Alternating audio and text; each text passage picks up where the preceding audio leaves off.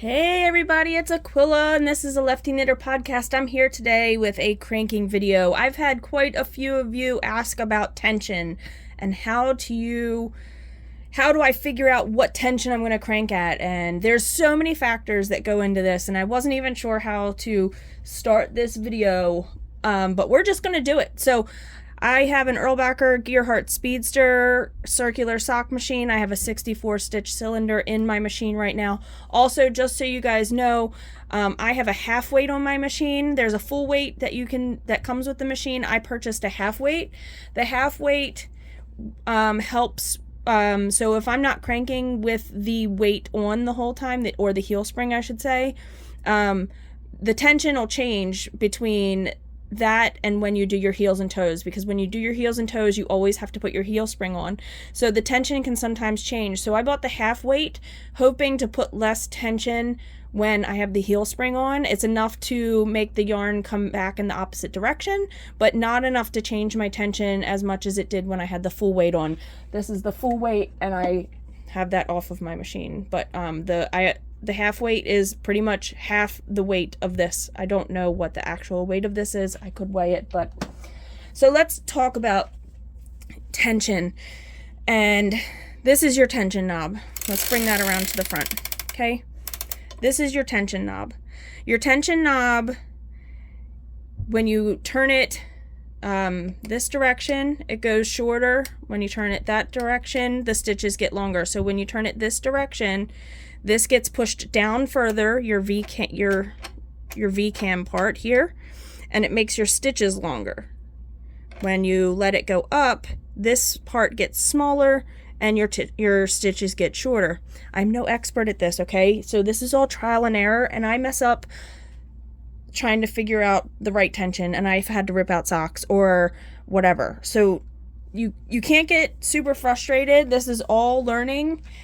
So I have found, so I had this clicked one shorter. I'm going to put it back to my normal. This is where I would normally crank. So the way I figured this out is I have cranked quite a lot of yarn. John, my husband, and I were cranking and dyeing Knit Picks Stroll yarn for a long time. Stroll is a 75-25 and it's 462 yards for 100 grams. Now let's look at some numbers here, because I have a bunch of stuff written down. Okay, so I put Stroll at the top. Okay, 462 yards per 100 grams. Sorry, I didn't write out the metric. I just did US. Felici, when you have two balls together for 100 grams, it's 432 yards. So it's not too far off, right? It's 30 yards difference. So I normally don't change my tension when I'm cranking between the two.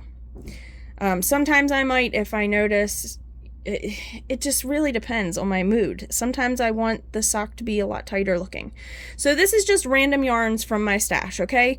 Random yarns that I was looking at the labels and look at all these different numbers. 435, 463, 420, 400. This is all 100 gram skeins. 438, 460, 440, 425. No yarn is going to be created equal. We'll talk about patterns later. But let me tell you how I found my sweet spot, okay? And I wrote it down so I could come back to that number all the time. So I'm going to show you how I found my sweet spot. I cranked a bunch of yarns. I found my sweet spot for Stroll. So now that I know I have 462 yards for Stroll, that's like if I'm cranking another yarn that's close to 462 or between like 430 to 462, I'm going to be okay with the tension I'm at. So the way I figured that out, my number, I call it my number. And if you have to take apart your machine or you have to crank something that's a different, you change your tension and then you're like, oh my God, I don't know what I was at. Here's how I figured out my tension. So just bear with me, guys. We're going to take this all the way up, okay? So I counted from what I liked. So we were here and 4 was out, facing out. The numbers are a little hard to see, but the 4 is facing out. And I did how many clicks till I got to the top where the 1 was facing out and I was flush right? So this is what I did. Everybody's threads are going to be a little different, and everybody's bolt here might be a little bit different heights, so you can't go by my number. I figured that out.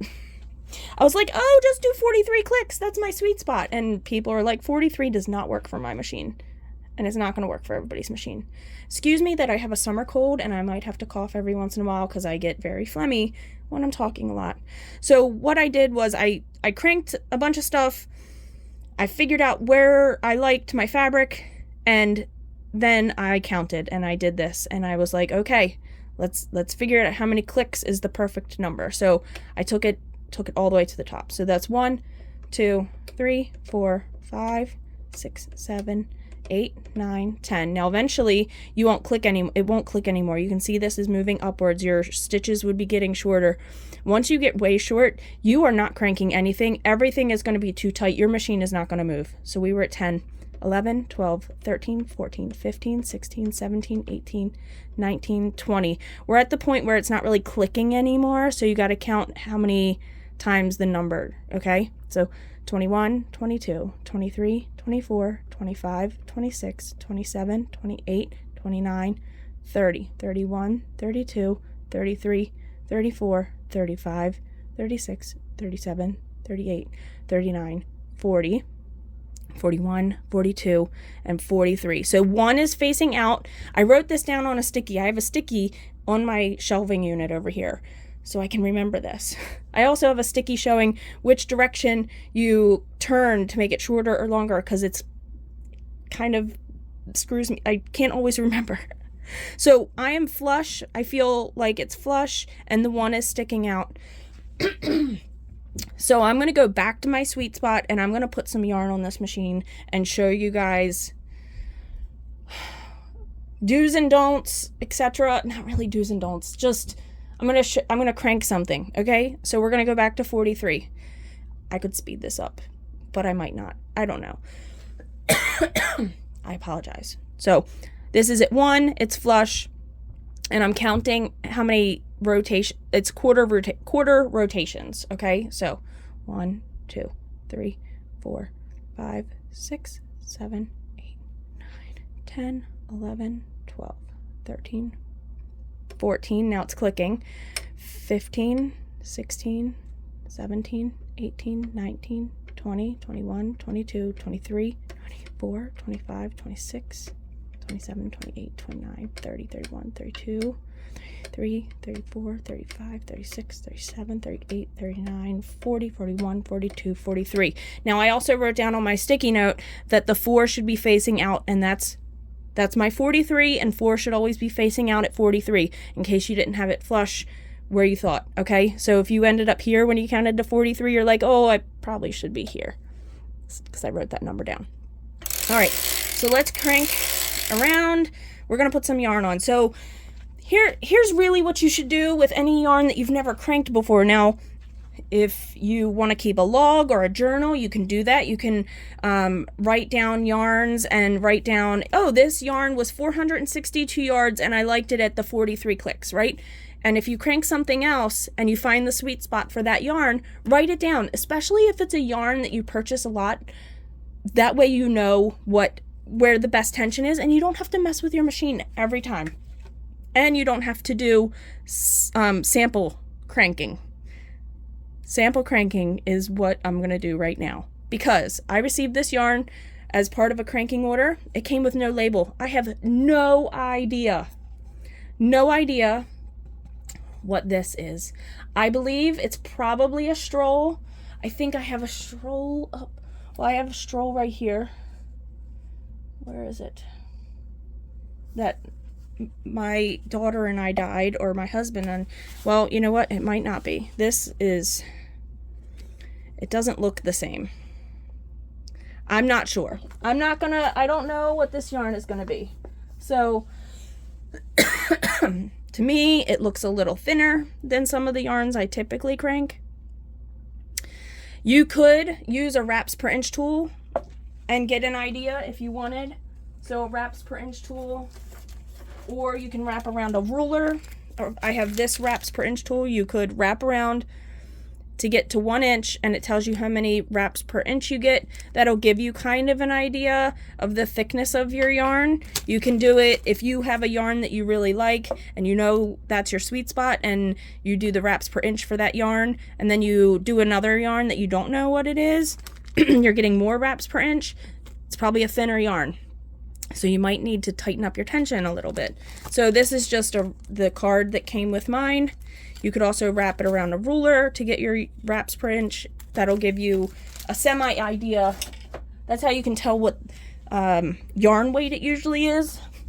It's a little hard to tell, you know, you're never gonna know if it's, oh, that was a 425 yard skein or a 440. That's gonna be really difficult to tell with a wraps per inch tool, because if you're wrapping it too tight or too loose, it just all depends on, you know, you could be having a really bad day and you're wrapping it really tight. Okay, so I'm gonna take my bonnet. I have a cast on bonnet with split rings on it. And I'm gonna put this on my machine. I'm not gonna bother with waste yarn since this is going to be a swatch. We're swatching. Did I say sample before? I apologize. I feel like I said sample. We're gonna swatch. So we're gonna do it like we're starting a project, but we're just gonna put the project yarn right on to the bonnet, okay?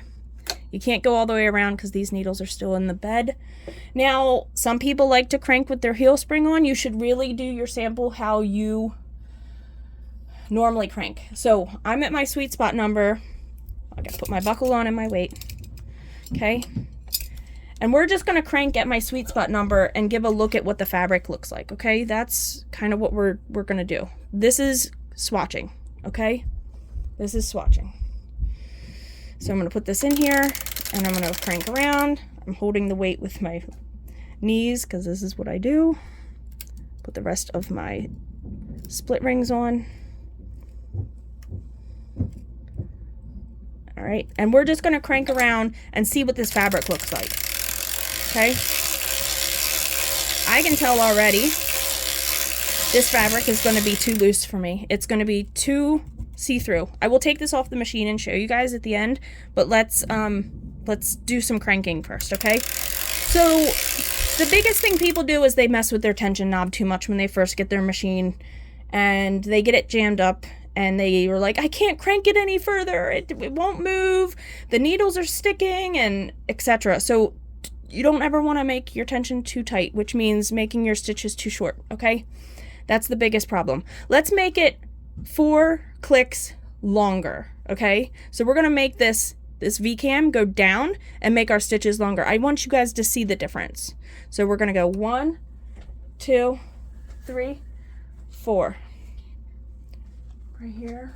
What are you doing? I'm gonna suck your blood. No, okay, my kid, please get out of here. I apologize, I have a family and they interrupt me sometimes. Bye, baby. Okay, so I made it 4 clicks longer. Let's see what this looks like.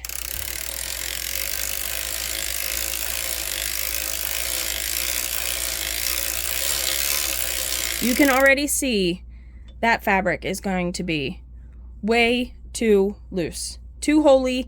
You're going to see through the sock. It's not going to be what you want it to be, okay? You can easily tell versus here to here. Maybe you can't easily tell, but I can tell, and eventually you'll be able to tell, okay? Just try to move you a little bit closer. We're going to go make it shorter again, so we're bringing this V-cam back up. 1, 2, 3, 4. Brought it back up to the sweet spot. I do know that I don't think I'm going to like the fabric at the sweet spot.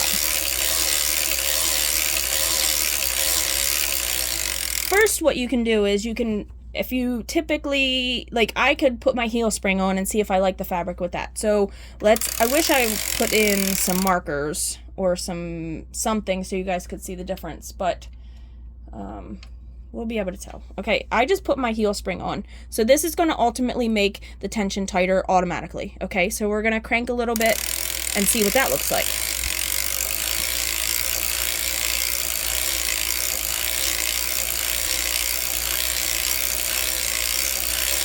Okay, well that doesn't look too bad. I could be really happy with a sock with my normal tension and the heel spring on, okay? So that is an option, right? That's an option. The other test that you want to do with your sample, because this is the biggest test, and we'll get to that in a second, but let's take this heel spring back off, and I want to show you if I made this, okay, I think what most people do here is they do too many clicks.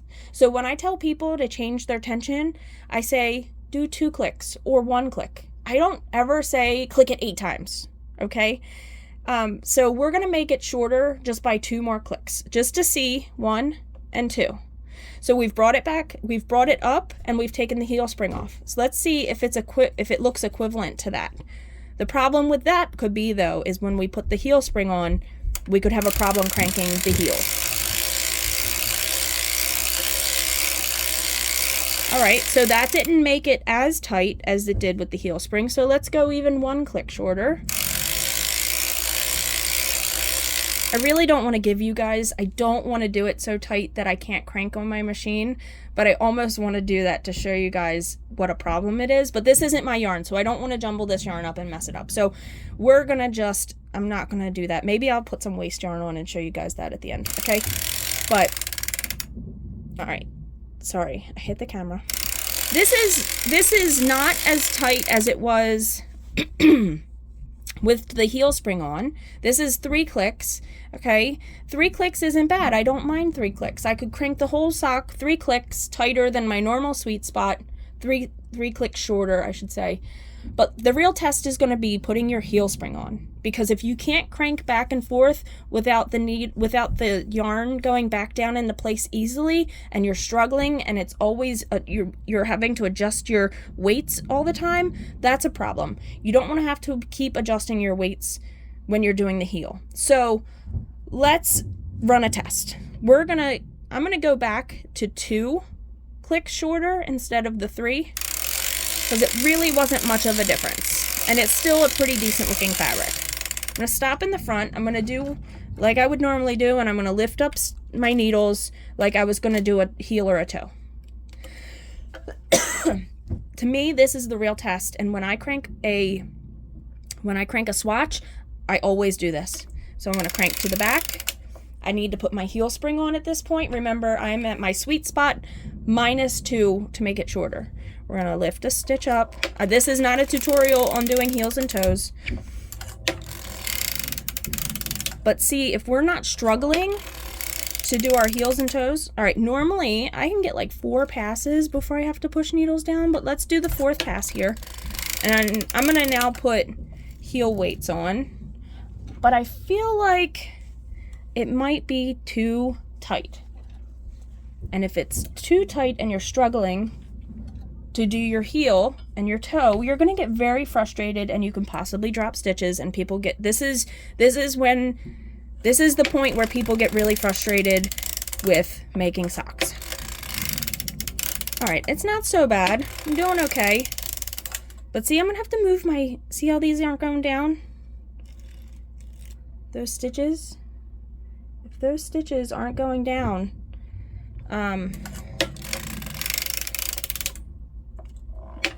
without me having to manipulate it. Sometimes, you know, just moving your weights too many times is no fun. No one wants to do that. Again, the weights is that's also important, but this is not a tutorial on doing that. So I think what I probably would have liked to do is maybe cranked this whole sock at my sweet spot with the heel spring on, and that's it. Okay, so we're gonna bring it back to the front. We're gonna crank back in the round, and I'm gonna do that. I'm gonna crank a few rows, and then we're gonna go and do a toe or heel again. We're gonna do some short rows and see if it works better. Okay, so I gotta crank forward a little bit here to get these down. Okay, so I knew that was going to happen. We're going to crank through that.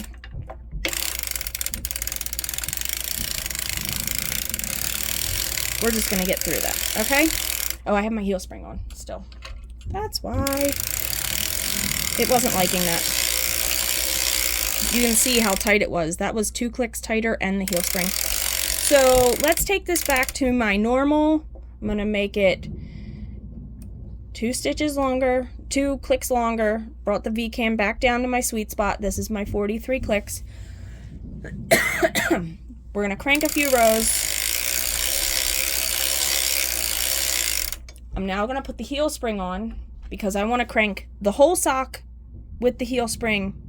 So it means the leg, the cuff, the heel, the foot, the toe, everything will be done at my sweet spot with the heel spring on, okay? And I'm pretty sure this is going to crank pretty well. And it might not. You just don't know until you make some swatches. All right, we're going to get to the front here. I'm going to take my weights off because we're going to need them again.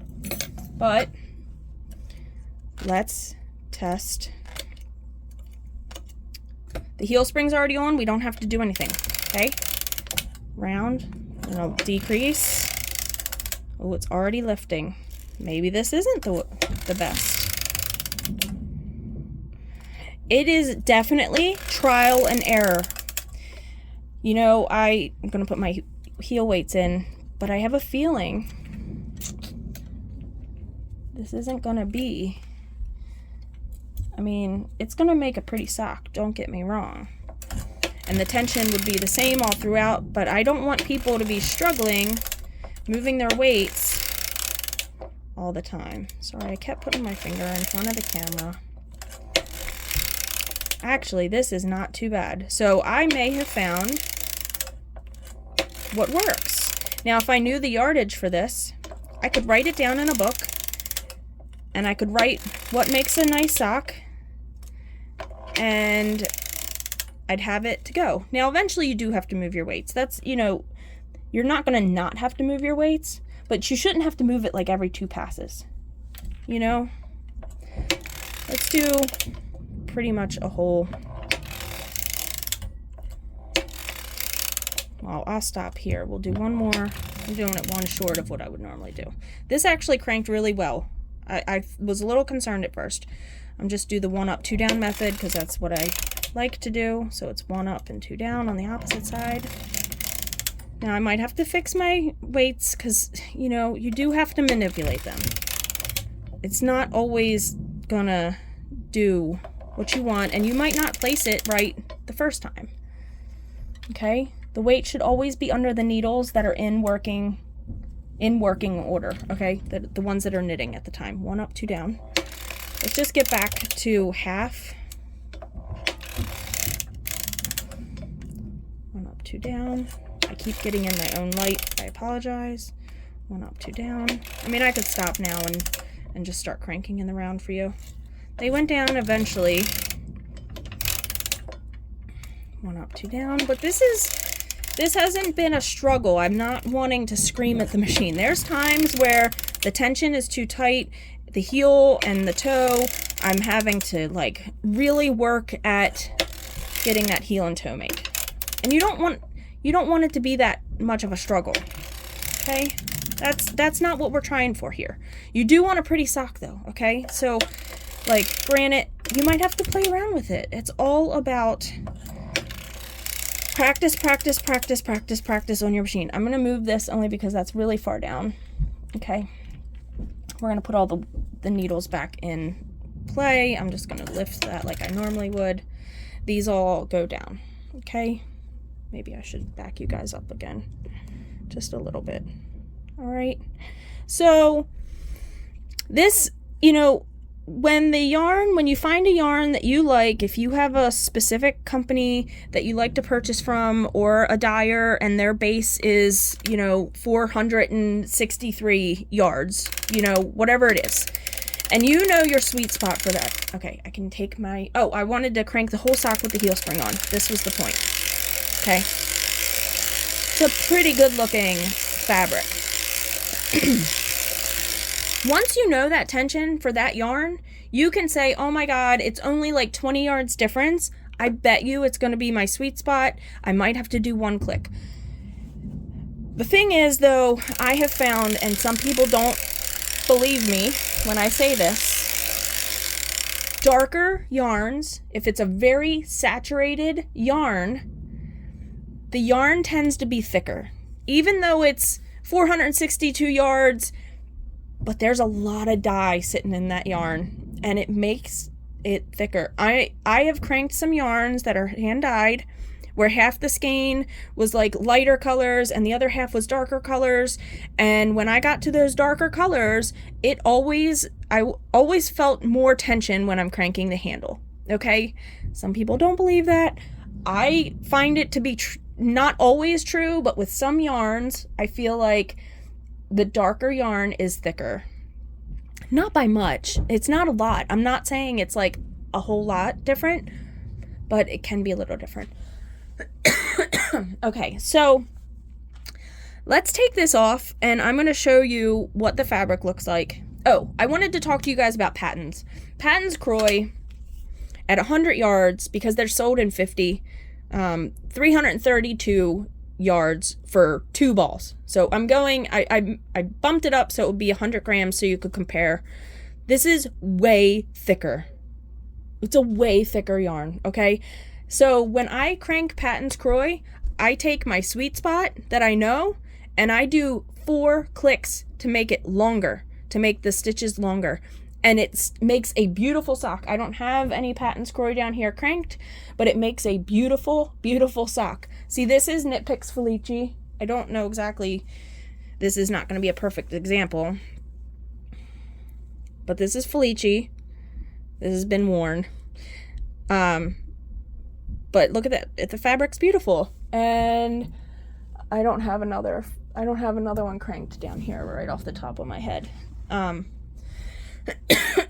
Sorry. Actually, I can show you this. This one. This is yarn I'm cranking for someone. And this yarn was, I didn't change my tension at all. And this one was, I will tell you, this was 462 yards. So this was also the same. Oh, I'm sorry, I'm lying. This was 440. So not much difference than the 462, and I left it at my sweet spot number, and it worked out quite perfectly. I actually just used the heel spring on it. I used my sweet spot with the heel spring, and it cranked up kind of how this is probably going to crank up. So let me take this off of here, show you guys what it looks like. I don't want to cut this yarn, so I need to hold my weights. Don't let it drop.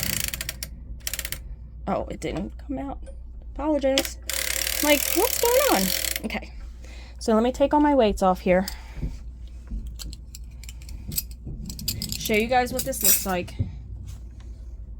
And then maybe I'll throw some yarn on there and show you what it looks like if you crank it way too tight with some... I don't like jamming up my machine, honestly. All right, let me move this up and out so you guys can see. Pull this through. All right. So we were cranking sweet spot, heel spring on. That is a beautiful fabric, right? It's pretty. Oh, I didn't put, oh, I'm taking this off. It's hard. It's going to be a little hard to show you. Okay. This was the heel. It was a little hard to crank. It was a little bit tighter. I don't know if you can tell the difference. It's a little bit tighter, but it was giving us trouble and having to move the weight too much, okay? Now let's go all the way back down here. This was sweet spot with no tension, with no heel spring. Then we changed it and we went a few clicks longer, if you remember. So it was my sweet spot, 4 clicks longer. You can see how see-through that is. No one wants that. And then we went back to being tighter. We tightened it back up. And then we did 2 clicks tighter. This was pretty tight here. And then I loosened it back up because I thought the 2 clicks is going to be way too tight. Loosened it up and did the sweet spot with the heel spring on. From here it was the sweet spot, then sweet spot with the heel spring. And then we did the heel. Oh, it was too tight. I'm sorry. We had it cranked. We had it... we had it 2 clicks tight for that. Then we went back. So it's really a lot of trial and error. I know that's not what people want to hear. That's not what people want to hear, but there's no real answer, okay? You have to play with your machine. You have to practice. You have to run swatches through your machine, and that's how you're going to figure it out. That's the best way that you're going to figure out your machine and your tension that you like.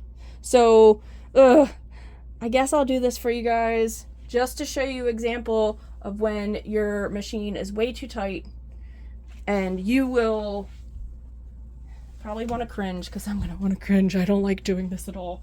Okay, let me get a bonnet. We're going to get a bonnet. This one doesn't have... I am so sorry. This one doesn't have the rings on it. So we're at my sweet spot, so I'm not going to change it yet. I will slowly make it tighter and show you guys what it does. And it's not pretty. It's not pretty at all.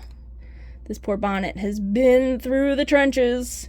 The loops are starting to get really frayed. It still works though. It still works. Still a good bonnet. I think I have one loop that broke on me around here, and I pulled up a different thread to make the loop, and it still works just fine.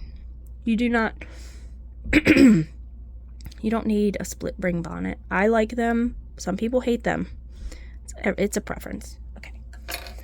So let's put my weights on, and we will show you guys what it looks like when it's way too tight. Because that is usually the biggest problem. People mess with their tension when they first get their machine. They're like, I was cranking, tubes just fine. I wasn't having a problem. And then they messed with the tension a little bit, thinking they needed to. And oh boy, it can get real ugly. Okay. So like I said, you can't, Patton's is the thickest yarn I'll crank on this. I won't crank a DK weight on my 64. It's too thick. I mean, I guess I could if I really made the stitches a lot looser, but I'm not going to do that. Okay, so let's make this, we're going to make it 4 clicks shorter. 1, 2, 3, 4. Okay, so we've now made these stitches 4 clicks shorter. And this is just waste yarn from the cones that you can buy. That's all this is. Which, I don't know how many yards are on this. It doesn't say, so I don't know. But it's already super tight. So, and notice how it doesn't go down. The stitches aren't going back down to the bed of the needles. It's already doing this, and that's just 4 stitches, 4 clicks tighter from my sweet spot. And it gets real ugly. It gets real ugly. And it does this. People in the Facebook groups, in the cranking groups, they post this and they're like, I don't know what I'm doing. You need to make your stitches longer. So you need to go back down 3, 4. Okay? And it might not want to go because I'm not going to keep putting my machine through this. I apologize. I'm going to be getting this off of here. And I hope that this was a good example for you guys to see what can go wrong and how you remedy that. So if your machine is doing this, make it looser. Make your stitches longer right away. And that was 4 clicks from my sweet spot, guys. That was not that much of a difference. So just remember that. It does, when I tell people to do 1 click, I say 1 click for a reason, because it can change the fabric a lot with 1 click. So I hope you guys learned something from this. If you have additional questions, please ask. If you have any suggestions for videos, also, I'm totally down for that. Don't do this. All right, see you guys in the next video, and happy cranking. Bye.